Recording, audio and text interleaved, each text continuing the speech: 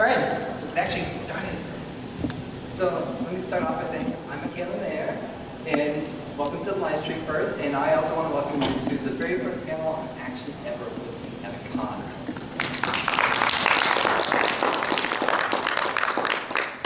So before we get started, I just need to ask one question. Who here has never live streamed before?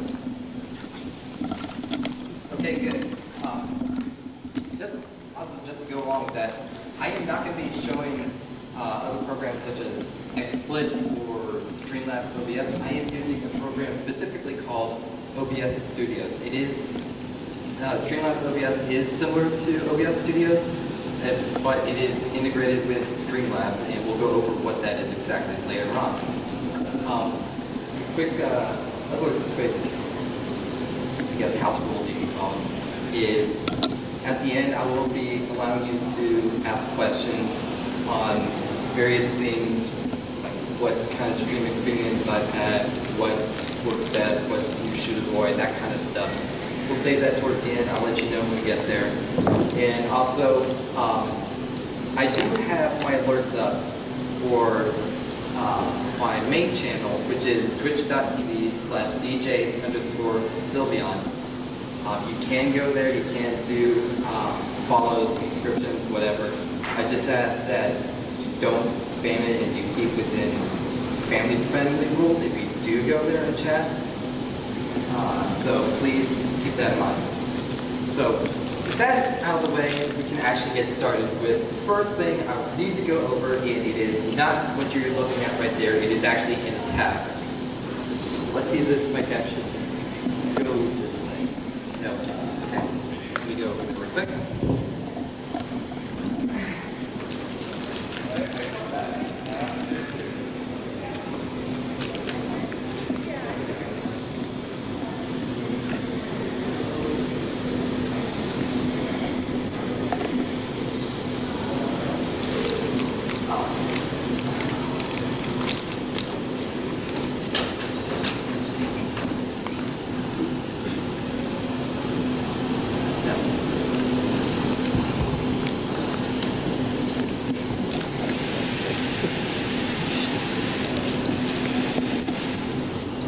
Okay, so what we see here in settings in the first place is just a bunch of little codes. I guess you can call them.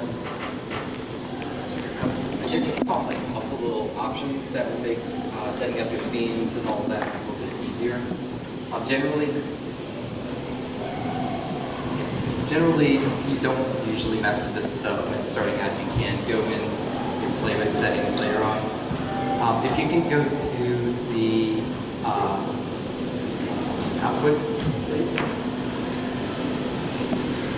Okay, so in here we have our outputs, and this is for streaming and all that, like especially with, but it also has recording in here, mind you. OBS can do recordings as well, and you can stream and record at the same time. And outputs here, there is different options and output.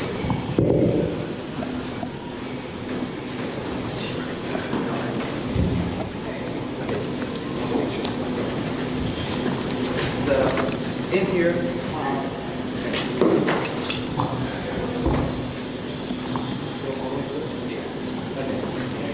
sorry, give me a second.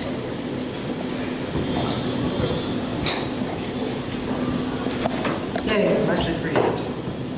So over here we have our video bitrate, which we can adjust throughout.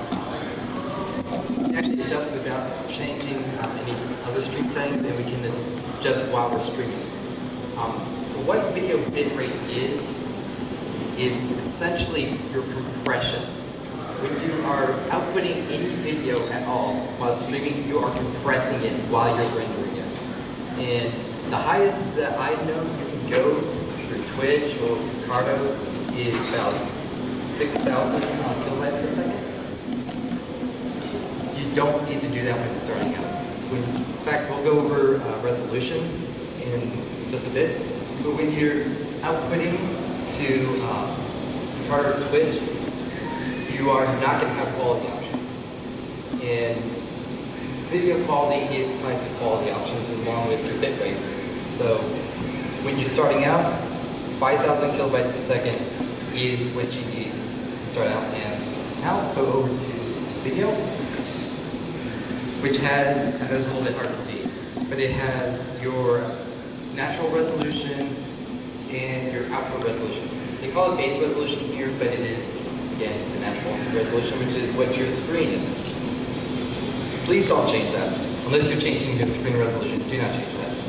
Where you can change is your output resolution. Now, when you're starting out, a good output resolution to start out with is 720p. And the reason why is because 720p is actually easier for your computer to handle than 180p.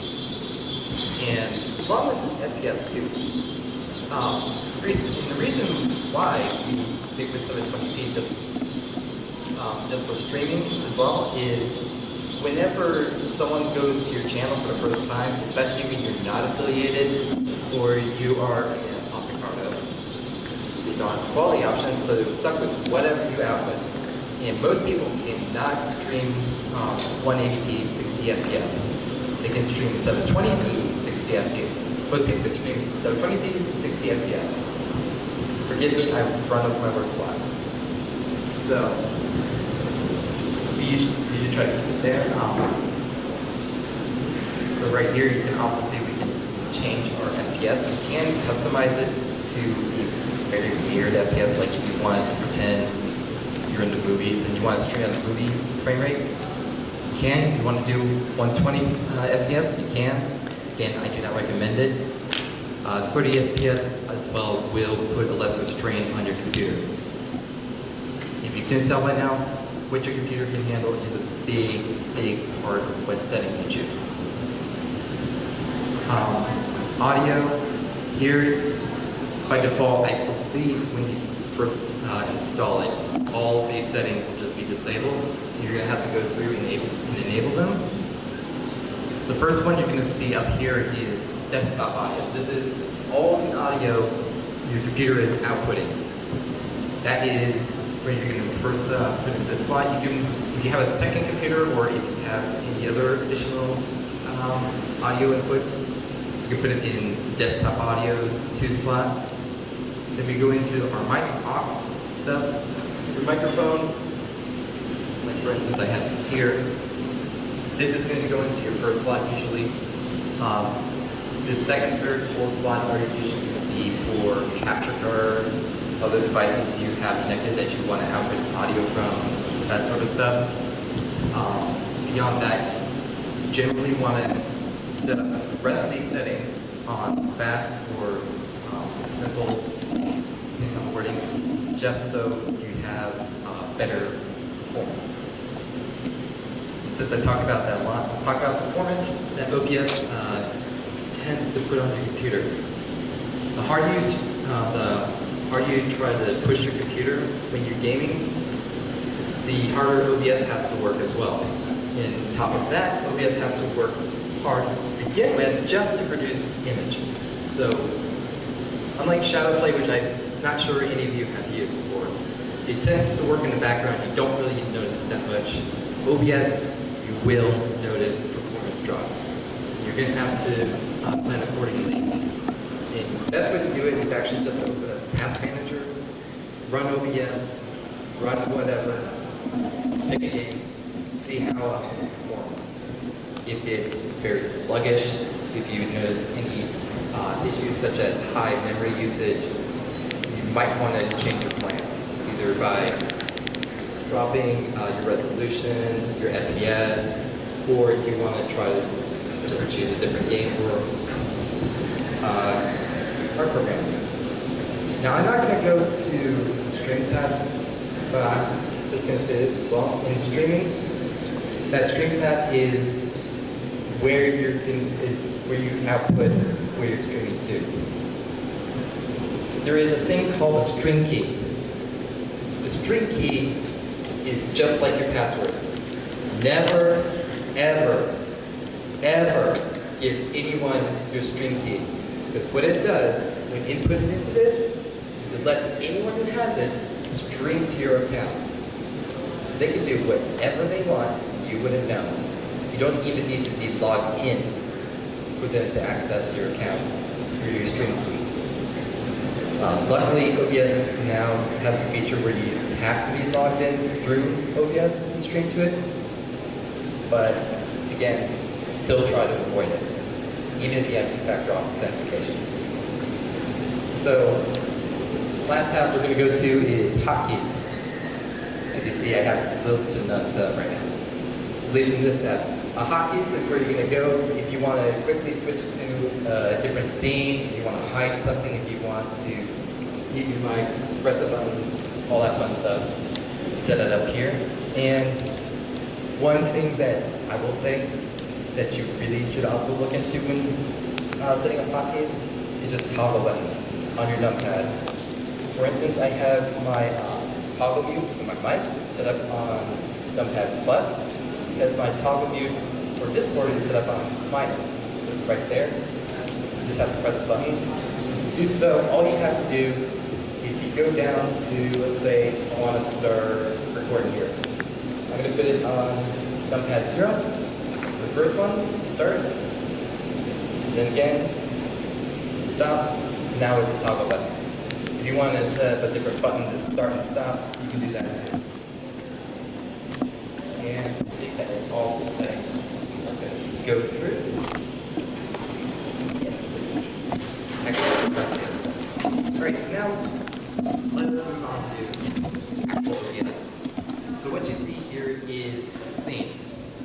The scene is what the people are seeing whenever you switch to a different scene.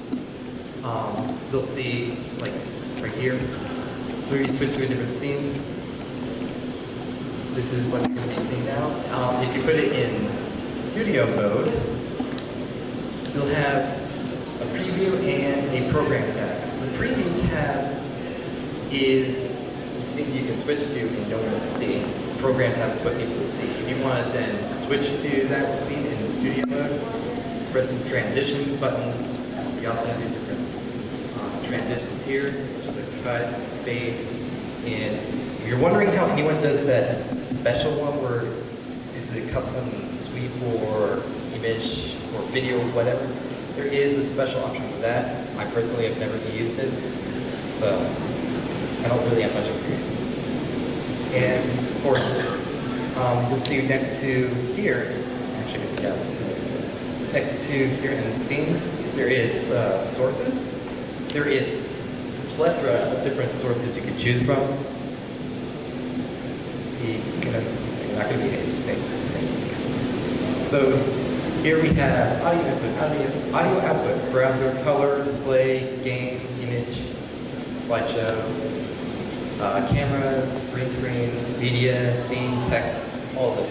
It is different stuff you can put on there to capture whatever it is you want to capture. This scene here, particularly this screen scene, we have an image, text, text, text. This is actually special text. Text, window, and color. This is another thing going into performance is that depending on your source, it will put additional strain. For instance, if you have a bunch of browsers, you're gonna also have internet usage as well as additional strain. Whereas if you can do something like text reading from a file instead of using a browser, you can do that, which is actually what this now is. It's reading from a text file that another program is updating. So if you want to put donors, you want to put times, you want to put whatever you read directly from a text file, you use the text source. The color source is just background, if you want to use that. Image source, pretty simple. Windows source is displays, it's like a display of a window. So if we wanted to capture a window like OBS, we can do that. It's also display sources, which is capturing the entire display. Now here we have our starting scene. We can run through a few of these real quick. Here, our starting scene, recent why we usually have these starting scene to begin with is it'll let people come in, get settled, chat with others, get ready for whatever it is you're going to do. You don't necessarily have to do it for art streaming, but for game streaming, it actually helps quite a bit, especially with viewer numbers, because people really don't want to miss what they are about, what they came here for. Whenever you spend just the first 10 minutes, maybe 6, just put this up, it'll come in, you'll not miss a thing. Also, I had a lot of fun looking up stock images.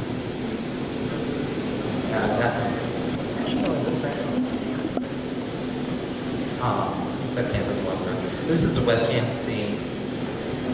Let's see. I can actually show you this. Whenever you're setting up, you get properties. Come on. No, that's not going to work. You can change anything in properties here. So if I wanted to switch it to another camera I have, I can do that. If I wanted to change stuff about the camera, I can do that. Each different source has their own different properties that you can do. Background here. This is an image source. I can change the type of image here. There's not a whole lot. Some of them are actually just bare bones as this. I'll show you a quick browser source, which is this, and we'll do the chat box, which is the chat box here. It'll default to, I'm not sure you can see this, but there is a width and a height on here. The width is, of course, going left to right across the screen. Height is top to bottom. It'll default to a width of 800 and a height of 600. There's also this little bit of text down here. If you don't want background to be transparent, get rid of it. Otherwise, if you have a black background, this will essentially act like a color key and hide it. Which is another thing I will quickly talk about. We'll go back to the image, but we'll go to filters. Every source has its own filter. There is a plus button down here you can press to get those filters. You can go around and play with them, but here's what I'm going to say is there's chroma key and there's color key. Chroma key works best whenever you have a background that's not evenly lit. So for instance, you have a green screen and there's your webcam, chroma key. You have a window and you're trying to get rid of a color key. And that's around with the settings, make sure you hide as much of that color as you can, all that kind of stuff. We also have crop pan, all that, which I use for, go out of here, go to, not letting go to Spotify here, it's actual window. I have this, let's see, hold on. I have the crop here. If I were to change it, if I were to change from relative to, take off the relative here, I would essentially be doing it based on where it is on the screen. Usually you want to leave relative on and crop however you want. In Spotify, I cropped it so it's only showing the title and the artist, as well as album cover. Usually try to pick the longest album name or song name and put that did webcam. Then we're going to go to my favorite scene, which is the game, which I titled game display. It is very simple. There's two types of displays a lot of people like to use. The first type of display is what I call HUD. And then there is overlap or overlay. And the HUD here is you have like the webcam from the key in the corner. Everything's just sitting on top of your gameplay. Your gameplay in fact takes up the entire scene here. I don't know why she's doing VR in Smash Bros. I'm just gonna go. And then there's the overlay one where it is, you have your gameplay in a corner. Usually a large portion of the overlay is the gameplay. And then everything else around it is your webcam, chat, goals, all that kind of stuff. Let's see, art, which is drastically different from the game. That's it. All you need here is Spotify, some GIF, because whenever you're doing art specifically, it can be hard to tell if your stream's buffering or if it's just paused. So usually putting a GIF in the corner is something. I have seen people, you don't see it right now, there is a green box that appears over by your bit rate. It's down on the bottom right. And with that, that tells you how well your stream is performing. It'll go from green, meaning that your stream is performing excellent, to red, which means your stream is about to die. You never want a red stream. They'll put that somewhere on the screen. Again, that works too. And then I have this hidden here. What you can also do is mic on, sound on. A lot of artists don't usually do text. They'll put like something in the title saying, I have my mic on, I have my sound on, that kind of stuff, because not everyone streams on Picarto with their mic and sound on. And now we go to AFK, which you don't really need. It is there if you need to take a break, go to the bathroom, get some water, that kind of stuff. That is what this screen is for. Very simple. Just need to say, hey, I'm away. Here's a pretty picture to look at, or whatever you're streaming if you want to do that. Some people will even just go into the normal game display, have a tab ready that says, I'm AFK. And people will come in the stream like, okay, I'll wait a bit. If you didn't have an AFK and just left, people will wondering if the stream is ending. Don't want people leaving, especially whenever you're starting out. So that's the importance of the AFK screen, not screen. And there is one more scene that a lot of people like to do, which is the I'm leaving, I'm done, stream is ending kind of screen. I personally don't do that. I just say, hey, stream's over. Let's go to this person's stream. Post them, rate them, whatever. Now I do have Streamlabs open up over here, which I'm now going to start off with. Go to gameplay display. Actually, no, look at this. I'll see if you can start. So Streamlabs, what is it? I mentioned it earlier. Streamlabs is a separate website that you can go to. It'll set up alerts for people who follow, people who subscribe, give you money, donations, bids, raids, buying merch. It's becoming the one-stop place for people who are streaming these days. So you'll go here, you'll set up an alert, which can be something as simple as here.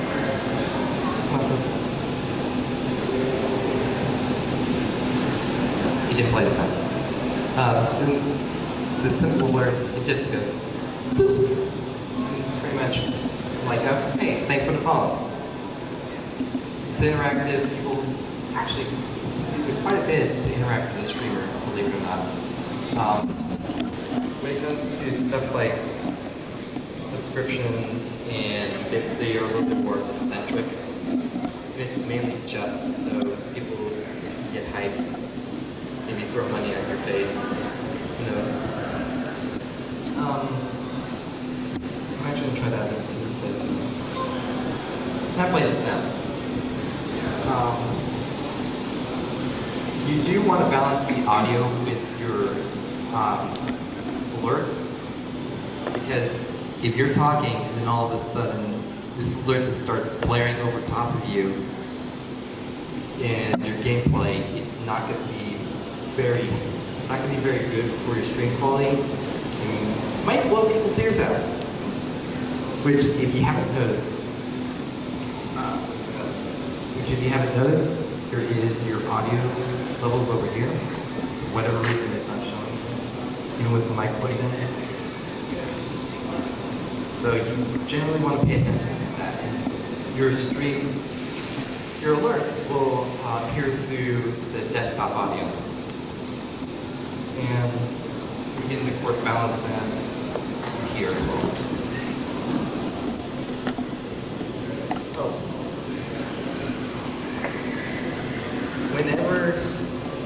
Whenever you're prepping for stream as well, this is one of the things you need to go to make sure. Just hop on Streamlabs and pull up your alerts, press follow, make sure it appears, make sure you get the sound. It may take a few tries as I showed you there. And once that's good to go, you move on to the next step. Usually for me, it is making sure all of my streaming scenes are working properly. If one doesn't work, you'll need to start troubleshooting. In 9 times out of 10, something is not going to work. Do not get frustrated. It just happens. For me, usually it is gameplay, especially whenever I am doing a game capture. That is usually the one that breaks the most. Second to that is the window capture for Spotify. I'm not quite sure why. Something weird with Spotify, it has 3 different applications, and whenever I go to select the browser, all 3 show up. And if you use Spotify, you want to choose the one that has the music showing up and not null. That's kind of hard to see up there, so I'm not going to show you that. You also want to quickly check your audio levels, like I mentioned before, your mic levels, and then once that's all started, you can press start stream and get going. As for streaming equipment,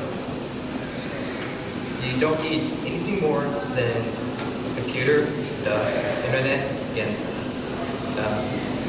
mic, something like this, which is a Samsung Go mic. It costs $40 at Best Buy, or this Logitech webcam as well. You don't necessarily need this webcam, especially if you're using a laptop which has a built-in webcam. So again, that's $40 there. And when it comes to computers, you generally need something that is not a potato. Like Windows Surface, Microsoft Surface usually does not cut it unless you're doing an art stream, because it's very low performance computer. What I have here is Acer Nitro. It works, just barely, but it works. It does have a graphics card in it, but the one that usually calls you out the most is your processor in your memory, because that's actually where it's going to do all of the rendering. For whatever reason, I don't know why it doesn't go to the GPU. Eventually we'll change that, but the processor in your memory where it will store all the information for what you have up on the screen.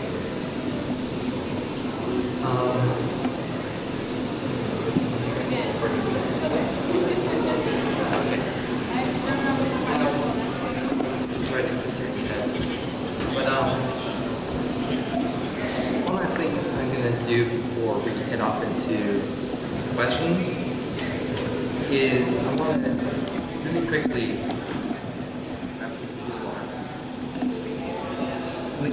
talk about your streaming environment. Because your streaming environment is actually the part of your stream, not what you're outputting, but who comes and watches your stream. Whenever you're doing that, the most important thing you need to keep in mind is how you act is how your stream is going to act. Toxic streams don't come because the person is being nice. Toxic stream comes because someone is being rude. So try your best to be nice, compliment, and of course, condone any bad behavior. Luckily, there are moderators that you can assign to your chat. They'll watch over, tell them, hey, this is what I look for. This person can't do this, this, and this, and everything else is fine. And they'll do their job usually. If not, just make sure you tell them later on, hey, I saw you do this, could you not do it next time? Take things. And usually they'll be like, okay, sure.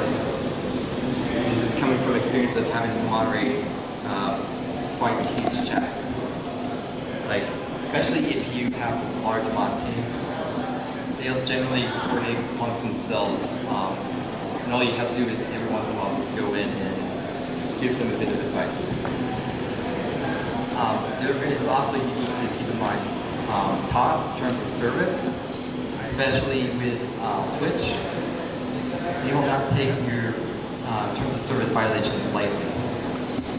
If there's any of that on your stream, they will generally ban you. So you want to read over that, make sure you understand it. If you have questions, go around and ask people, hey, what do you think of this? Or do you think that this applies to this part of the terms of service, that kind of stuff. There are weird ones in there, and it's usually because of something someone's done on the stream that's become problematic. You're just gonna have to deal with it, unfortunately. Like, there is one where you cannot show feet on stream. I have no idea why that is, but it's terms of service you'll have to follow.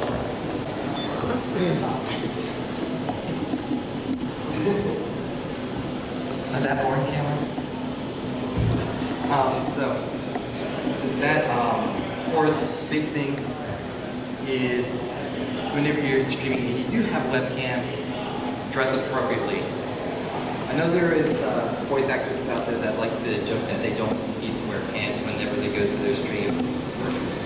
Whenever they go to voice act. But when you're streaming, you do need to dress at least down to your ankles. There's also controversy with that. I'm not going to get into it though.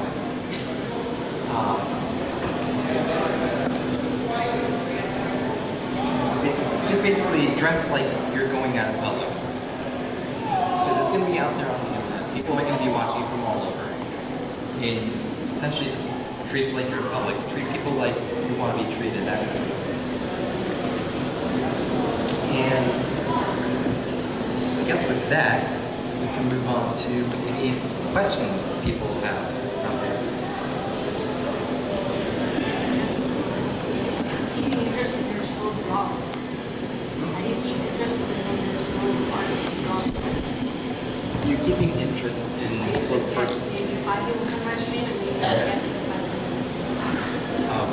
minutes. Okay, so what she's talking about is whenever there is what we usually call dead space within our streams, where there's not much pacing happening and you're just idling away doing something.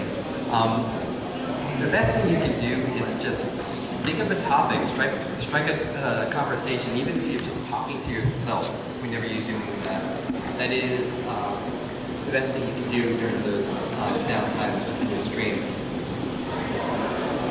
Usually you don't want to stay silent because that tells people you're bored and you're not interested in what you're doing. So, again, strike up a conversation. Well, a couple of questions more on the technical side of things. The one, have you ever had where you were trying to monitor audio from your source? It was coming out, let's say, I don't know, capture card. You would hear it from the monitor source on the mixer, and it would also be outputted for desktop audio at the same time. Has that ever happened? Or anyone has a capture card? I don't think I've ever heard of that, honestly. Probably what is happening is not through OBS, but it's through your computer, where it sees it as another audio source. So what you could do is go into your audio settings, see if it's there twice, and if it is, mute one, disable one, and that should work. If not, honestly, Google's your best friend there. Yeah, because I have actually been trying to search for that issue and I've not really been coming up with any results.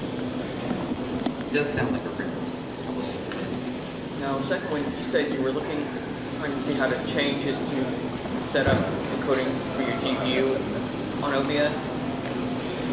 Yes, if it's actually possible, I would love to know. Okay, go into settings real quick.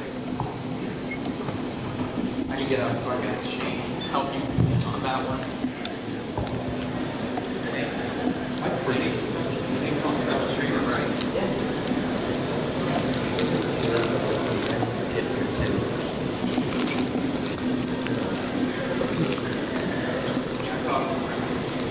Oh, it does get now. Hit duplicate.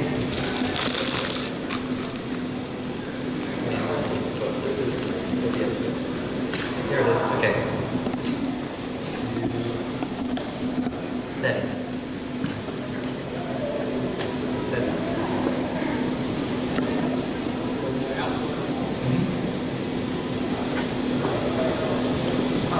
It's already set up. Okay.